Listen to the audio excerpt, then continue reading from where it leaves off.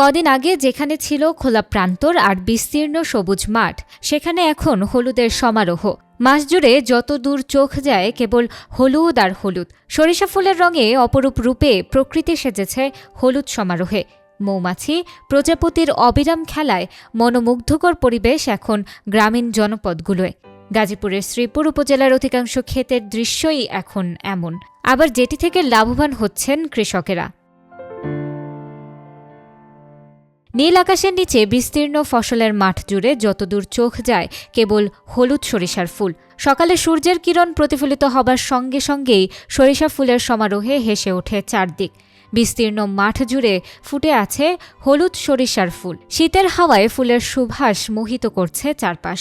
চারদিকে সরিষা ফুলের সমারোহে মাঠে ছড়াচ্ছে নান্দনিক সৌন্দর্য, আর সরিষা ফুলকে ঘিরে মধু আহরণে ফুলে ফুলে বসছে মৌমাছি।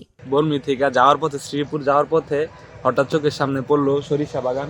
সুন্দর লাগলো, তাই ছবি তোলার জন্য আসলাম। খুবই ভালো লাগতেছে, মনোমুগ্ধকর পরিবেশ। ছবি তুললাম, দেখলাম, উপভোগ করলাম, ভালো লাগলো। পরন্ত বিকেলের মিষ্টি রোদে সরিষা ফুলগুলো বাতাসে দোল খেতে থাকে। ফুলগুলো তাদের কলি ভেদ করে সুবাস ছড়িয়ে দিচ্ছে চারদিকে। চলতি মৌসুমে শ্রীপুর উপজেলায় ব্যাপক পরিমাণ সরিষার আবাদ হয়েছে। সরিষা চাষ প্রচুর লাভজনক হওয়ায় এবার অনেক কৃষক যোগ দিয়েছেন। এখন আবহাওয়া অনুকূলে থাকলে ভালো ফলন পাওয়ার আশা করছেন তারা।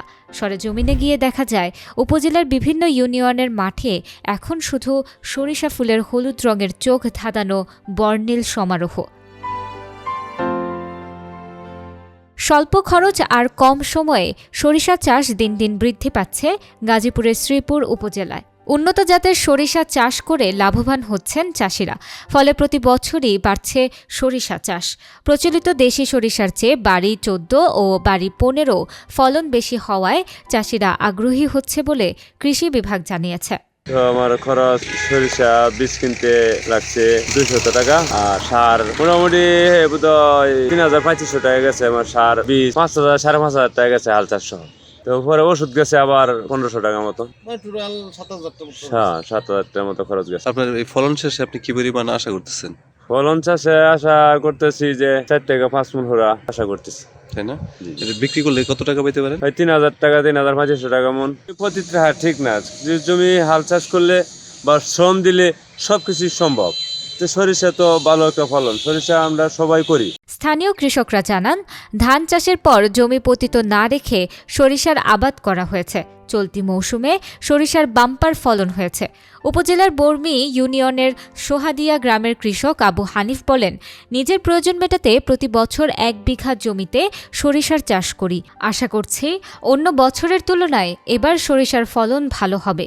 নিজের প্রয়োজন মিটিয়ে 12 থেকে 15 হাজার টাকার সরিষা বিক্রি করতে পারি।